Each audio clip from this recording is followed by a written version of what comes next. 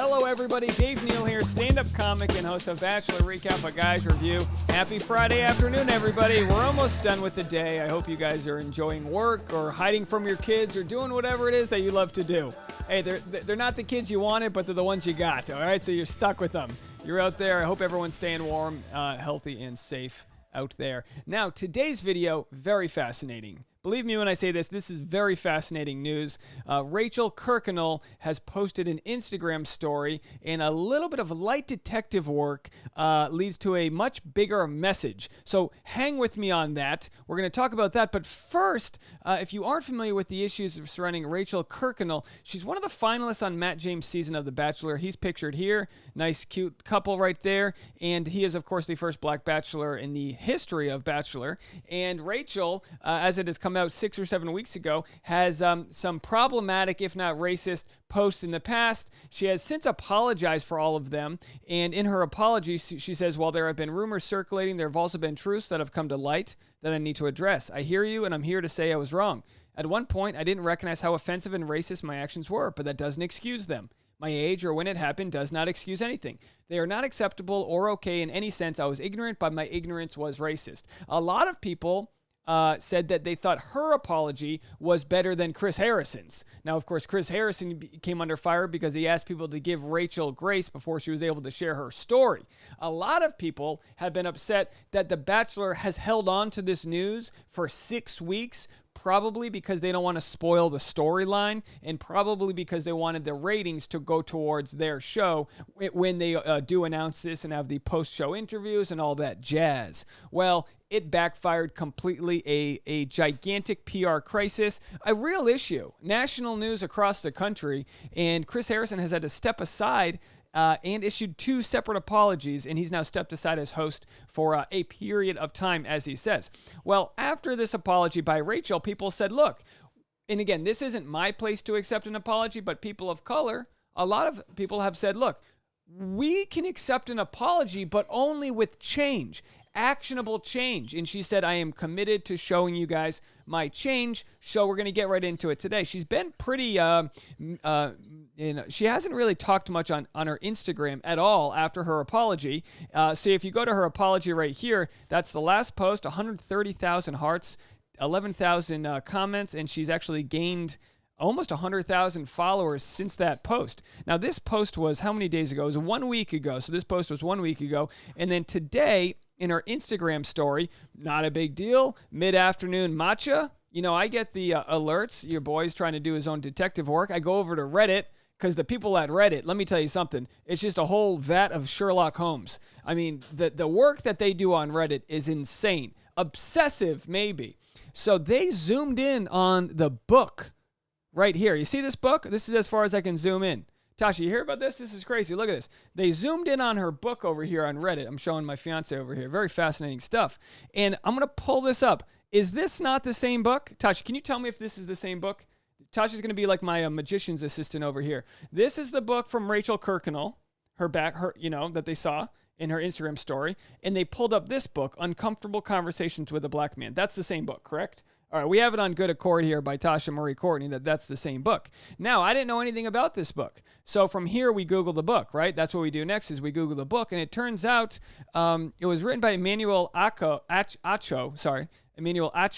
and it started as just a series of conversations. He was a former linebacker in the NFL, started with a series of conversations about race, and about the title, An Uncomfortable Conversation with a Black Man. From there, he got publishing rights, and it was published by a little-known publisher by the name of Oprah. Okay, Oprah published his book. Now Rachael has it. Now, a lot of people are asking, and they're wondering, look, let me go back to her story here. You know, is it like she's just trying to show that she's getting work done? It's like, well, she didn't, people have said they wanted to see her change. Assuming that the book's, properly placed in the photo, that she's actually reading it, it's a good step. Obviously, it's a first step. 1 week ago, she apologizes. This week, she posts this. I mean, it's a baby step maybe.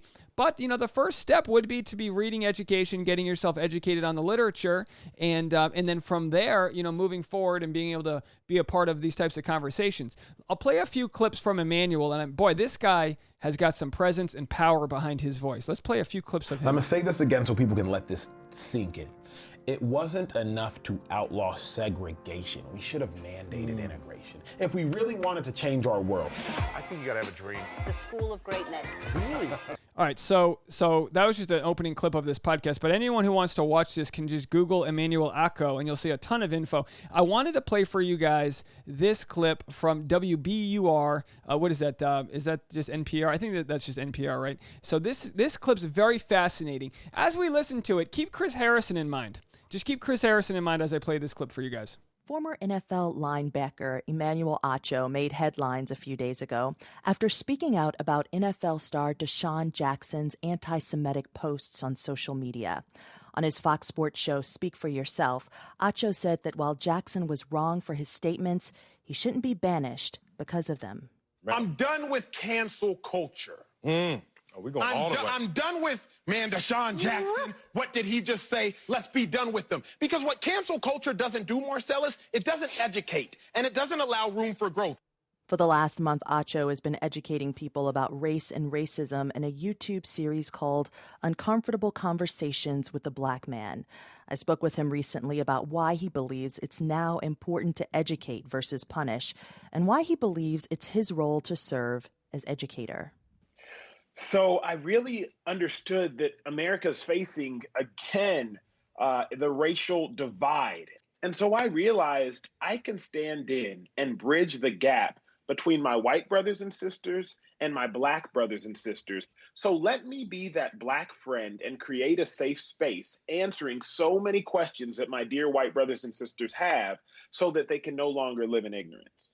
Okay, I want to ask you about the burden of that. But first, I've heard you also say that you never knew white people had so many questions until you started this project. And you feel they need a safe, non-judgmental space to ask them. Say more about that in particular. I was sitting 2 weeks ago at my dear white friend's house. It was a couple. And they were like, well, Emmanuel, how can we get exposed to more black people? If our problem is our lack of exposure, how can we get exposed? And I said, well, you can go to a black church. And they were like, black church? We thought that was your thing. Like, we thought that was a black person's safe space. And I said, oh my gosh, there are questions that white people have that because they never ask, they live their whole life under this premonition that is just totally wrong. And so This is amazing, guys. I'm going to put a link to this conversation in the description of this video because I want you guys to listen to it and absorb what Emmanuel has to say. He says he wants people to educate versus punish. He says cancel culture doesn't educate and doesn't allow room for growth. So he says he wants to bridge the gap between white people and black people and be somebody's black friend. Well, it looks like he's Rachael Kirkconnell's black friend right now. But how amazing is this? Very amazing. I'd love to know what you guys think. I need to do a little bit more research into a lot of Emmanuel's message, but we saw here. Now, I might have. Let me see if I can go and find this here. The title of the book is called "An Uncomfortable Conversation with a Black Man." Conversation with a Black Man, and then we saw here that if you go to this page and just Google it, there's a ton of his content on YouTube, but let's just play this introduction here, and you'll see that he's endorsed by some heavy hitters. What's up, y'all? Emmanuel Acho here, and I have some very exciting news to share. Uncomfortable Conversations with the Black Man is becoming a book. You see, I never wanted this to just be a social media moment, but I wanted these words to transcend the screen and jump on into a page so they could be passed down from generation to generation and affect true change. I fervently believe if you want to go fast, you go alone. But if you want to go far, you go together. So I'm privileged to have a partner and supporter to go on this journey with me. Hey, Emmanuel. Hi, everybody. Yes, that's me, partner and supporter and publisher now of your soon-to-be book, Uncomfortable Conversations with a Black Man. Y'all know I love a book, and the chance to translate this message that you've been bringing Emmanuel, into a written format just excites me so much because I know that what you're doing is so important, bringing value to our collective humanity, breaking down fears week after week, breaking down fears and frustrations and biases and prejudices.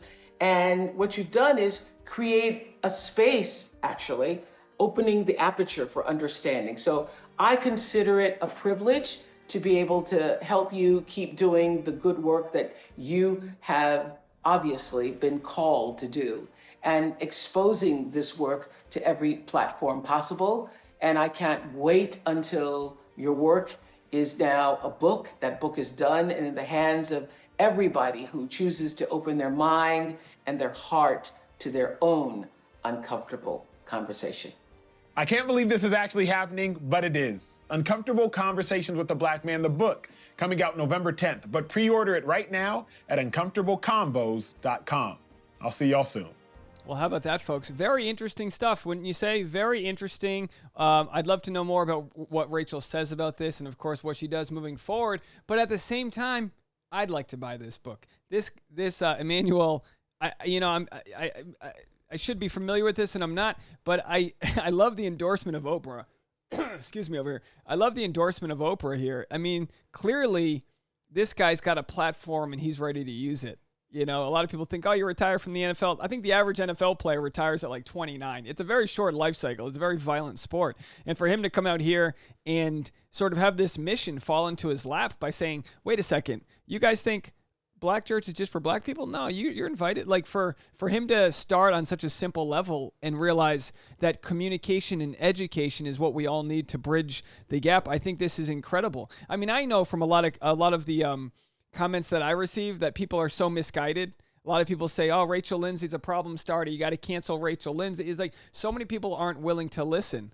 But I wish there was a way to GoFundMe where I could buy a book, and then when I buy a book, I can give a copy of this to somebody who really needs to read it as well. You know what I mean? But if you've got any friends that you think would be interested in buying this book, get 2 copies, guys. Let's follow Rachael Kirkconnell along this journey. Let's not assume that we know everything. You know, like I always say, you don't know what you don't know, and that's what ignorance is. So let's not assume that we have all the right answers, but keep asking questions. You know, I never thought Bachelor had any intention other than to just sell advertisement, make money, and stay on the air. But there is something special that does happen on the show where we use this social condition where we get to see other people of different races, different genders interact. We get to see people with anxiety disorders and people that have disabilities and people of so many different walks of life come together on the show.